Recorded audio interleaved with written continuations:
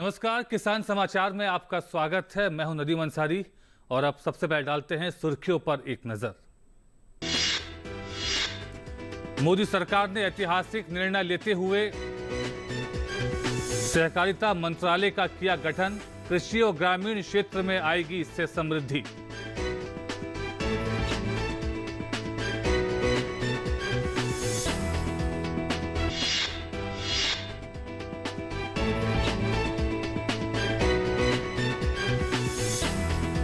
फसल विविधीकरण से किसानों की बढ़ेगी आमदनी। सरकार का लगातार प्रयास जारी।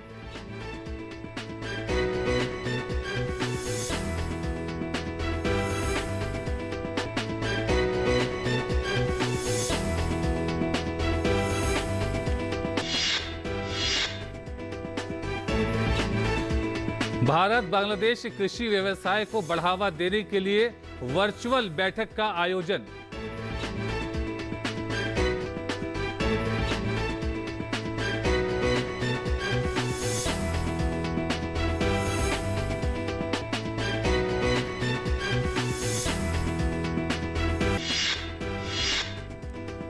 जीआई प्रमाणित गुजरात के भालिया गेहूं का निर्यात शुरू। गेहूं के निर्यात को बढ़ावा देने के लिए पहली खेप गुजरात से केन्या और श्रीलंका को की गई निर्यात। भालिया फसल प्रमुख रूप से गुजरात के भाल क्षेत्र में की जाती है पैदा। जीआई प्रमाणित गेहूं में प्रोटीन की मात्रा होती है अधिक और ये स्वाद में भी होता है मीठा।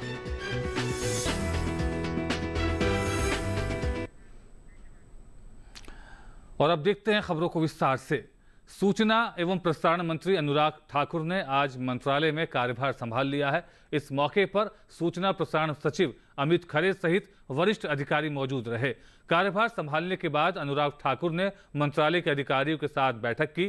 कार्यभार संभालने के बाद उन्होंने प्रधानमंत्री का आभार व्यक्त करते हुए कहा कि वो पीएम की उम्मीदों पर खरा उतरेंगे।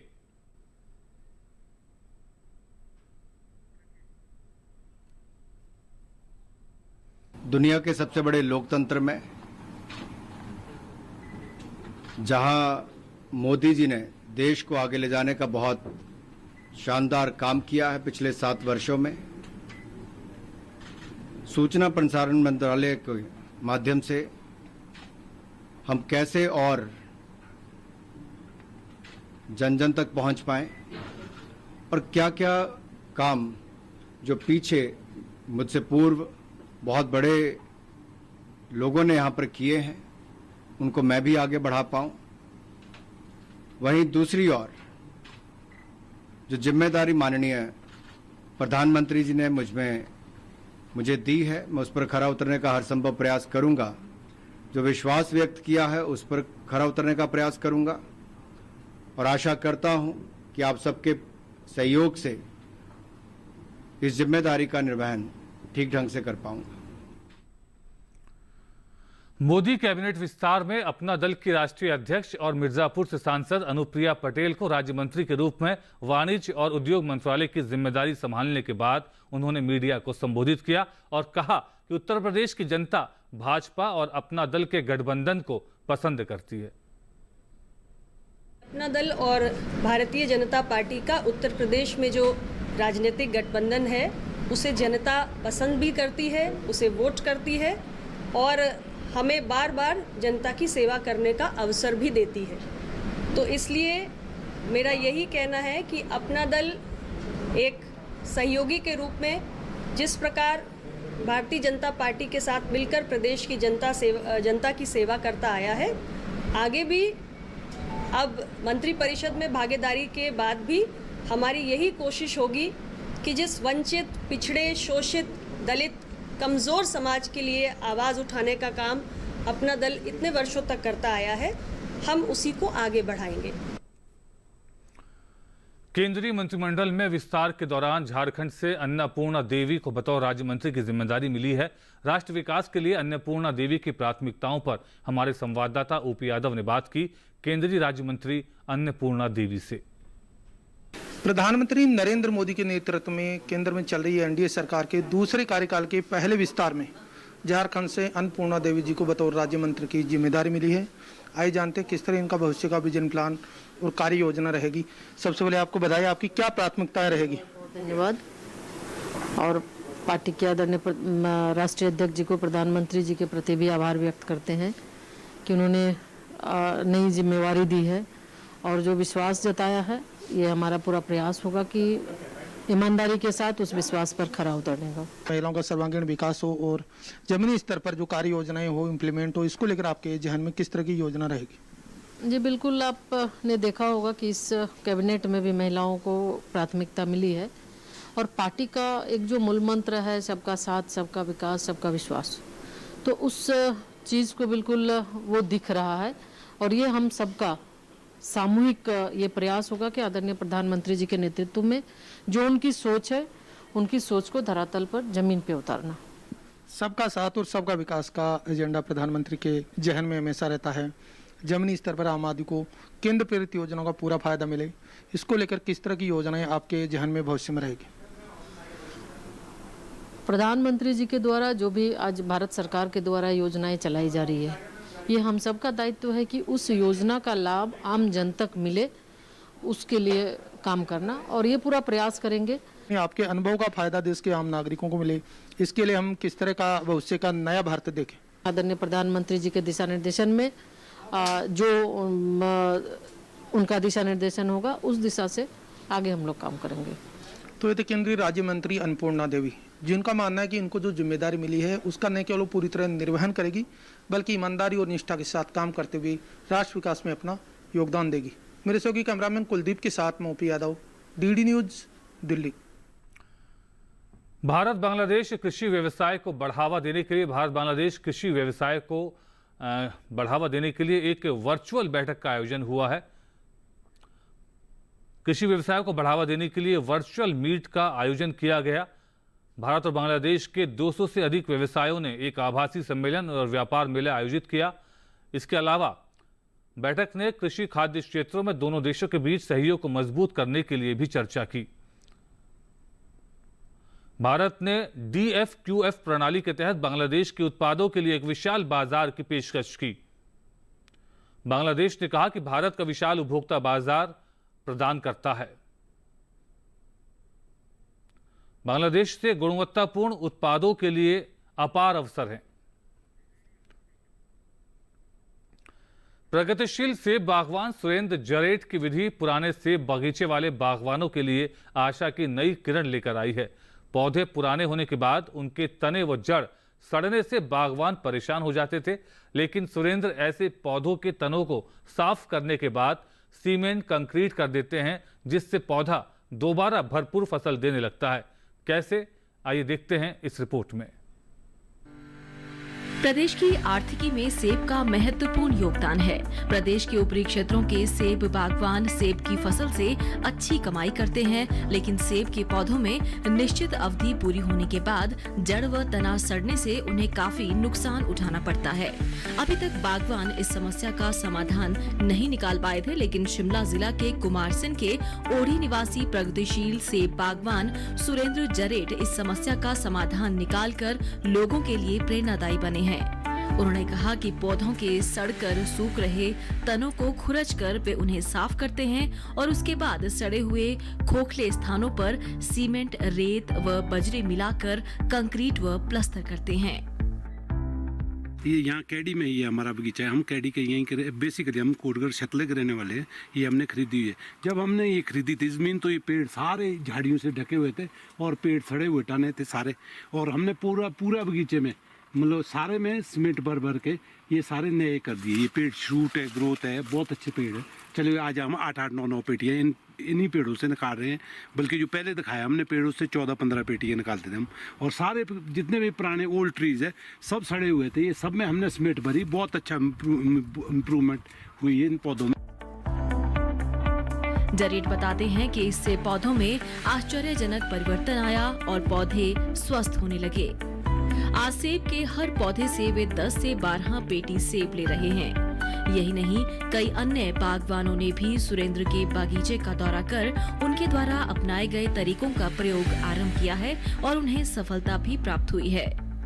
बागवान उमा दत्त ने बताया कि बागवानों को यह नई तरकीब मिलने से उनके बागीचों में सेब की भरपूर फसल हो रही है। मैं सभी बागवान भाइयों से निवेदन करूंगा कि जिनके पुराने बगीचे हो लिए हैं, जो पेड़ सड़ रहे हैं या सूख रहे हैं, तो एक नई टेक्निक विकसित हुई है जो सुरेंद्र नाम के एक बागवान है, हमारे ओडी में हैं। उन्होंने अपने बगीचे में पुराने जो सड़ रहे थे पेड़, उनको अंदर से खुरच कर और उसमें कंक्रीट कर दी, जैसे रेता, सीमेंट, रोड़ी इकट्ठे मिश्रण करके उसमें लिपाई कर दी, और अब जो है उससे पूरी फसल उससे वो ले रहे हैं। वहीं बागवान रोशन चौधरी ने बताया कि सुरेंद्र के इस प्रयोग से उन बागवानों को लाभ मिला है जिनके बागीचे पुराने हो चुके थे।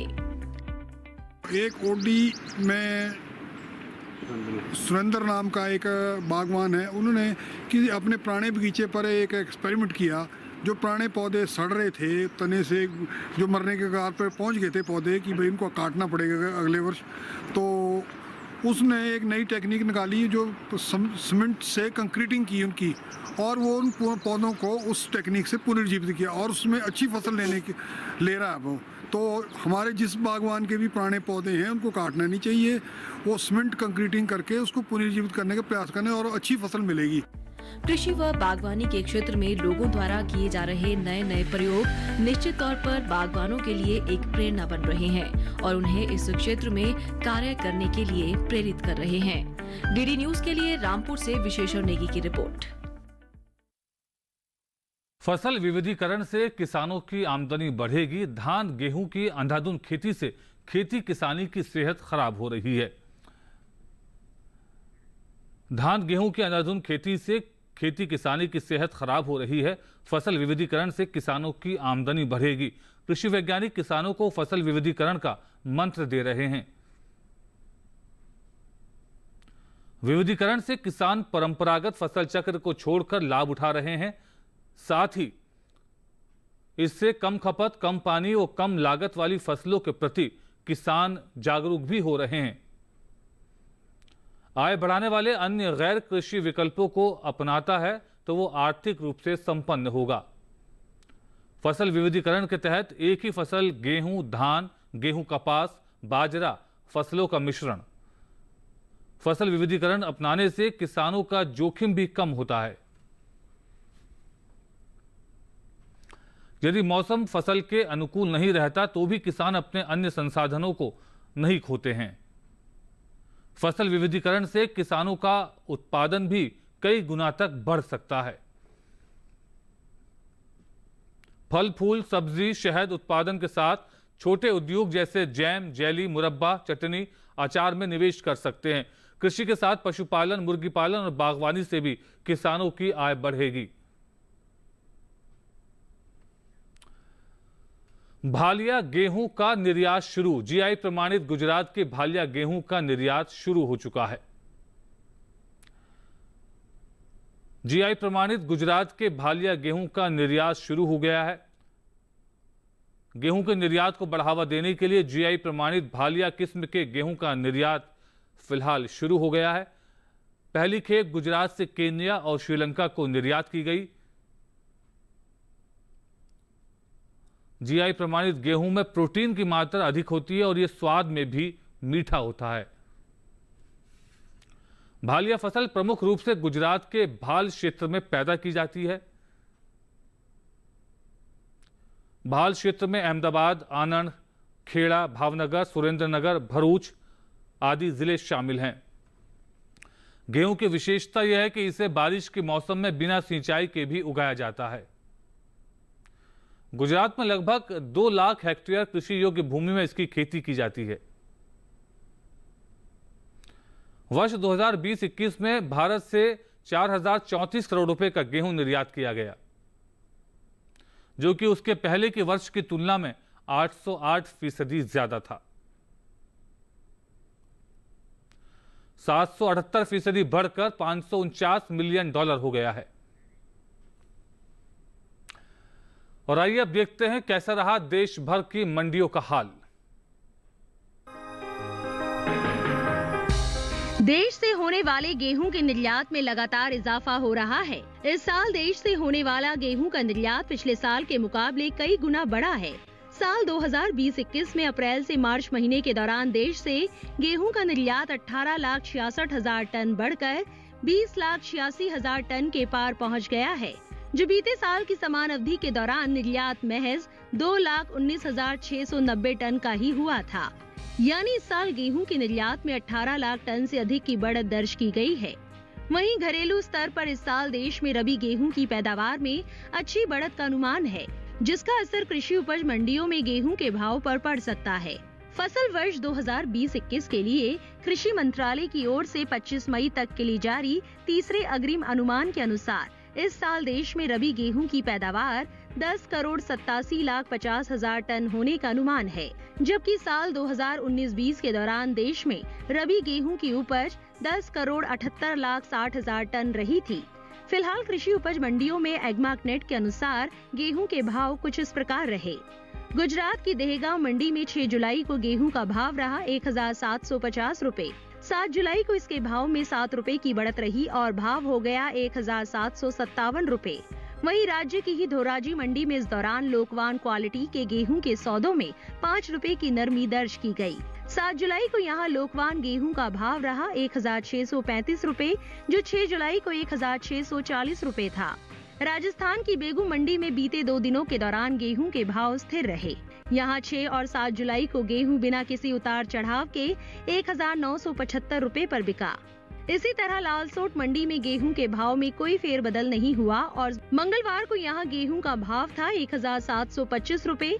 बुधवार को भी इसके सौदे बिना किसी बदलाव के 1,725 रुपए पर हुए। उत्तर प्रदेश की लखीमपुर मंडी में धारा गेहूं के भाव में नरमी दर्ज की गई। यहां 6 जुलाई को धारा गेहूं का भाव रहा 1,660 रुपए, जो 7 जुलाई को 10 रुपए टूटकर 1,650 रुपए पर आ गया। उत्तर प्रदेश की दूसरी मंडियों में धारा गेहूं के भाव की बात करें तो हरदोई मंडी में धारा गेहूं का भाव रहा 1,625 रुपए। कासगंज मंडी में भाव रहा 1,640 रुपए। सीतापुर मंडी में धारा गेहूं 1,570 रुपए पर बिका, जबकि राज्य की ही अलीगढ़ मंडी में इस दौरान गेहूं के सौदे 1,680 रुपए पर हुए।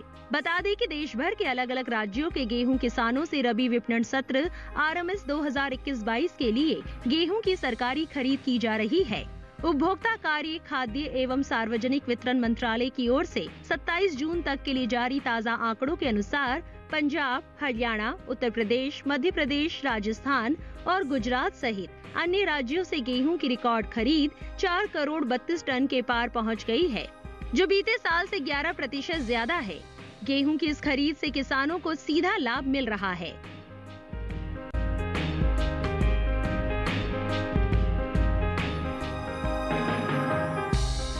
मंडियों में इन दिनों मसूर के भाव में मिला जुला रुख है। ज्यादातर कृषि उपज मंडियों में मसूर के सौदे घटत बढ़त के साथ हुए, जबकि कुछ मंडियों में भाव स्थिर रहे।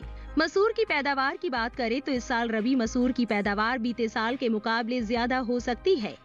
फसल वर्ष 2020-21 के 25 मई तक के लिए कृषि मंत्रालय की ओर से जारी तीसरे अग्रिम अनुमान के अनुसार इस साल देश में रबी मसूर की पैदावार 12 लाख टन से ज्यादा होने का अनुमान है, जबकि साल 2019-20 के दौरान देश में मसूर की उपज 11 लाख टन रही थी।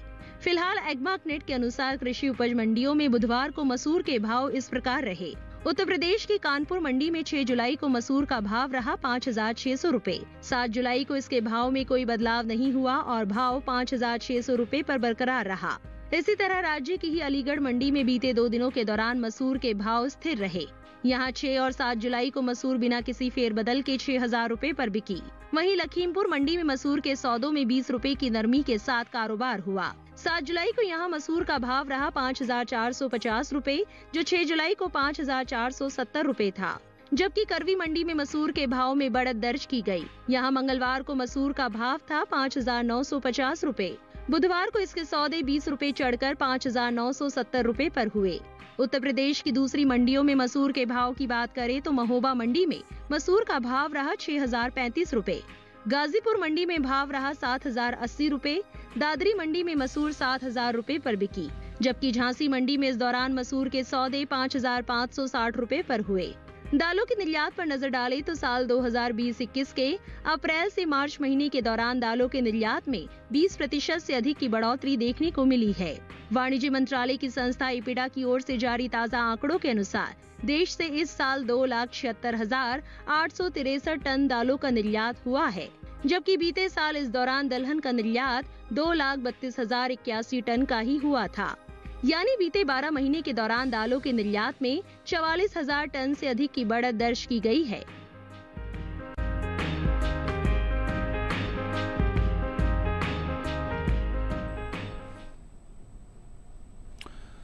और बुलेटिन के अंत में देखते हैं मुख्य समाचार एक बार फिर।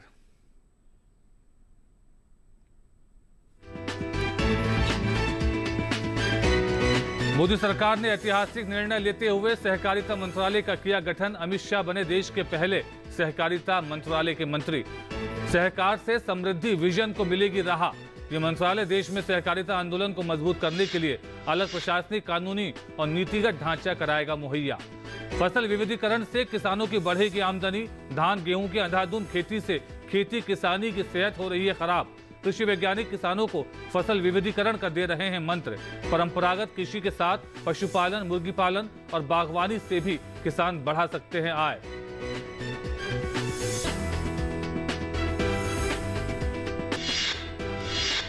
भारत बांग्लादेश कृषि व्यवसाय को बढ़ावा देने के लिए वर्चुअल मीट का हुआ आयोजन।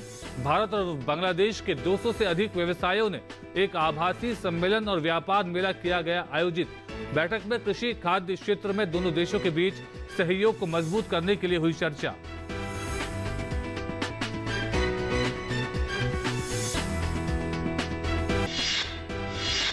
और जीआई प्रमाणित गुजरात के भालिया गेहूं का निर्यात शुरू। गेहूं के निर्यात को बढ़ावा देने के लिए पहली खेप गुजरात से केन्या और श्रीलंका को की गई निर्यात।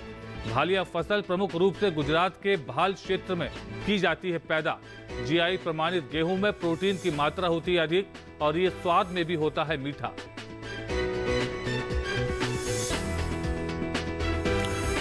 और इसी के साथ इस बुलेटिन में फिलहाल इतना ही। हमारी पूरी टीम को दीजिए अनुमति। नमस्कार।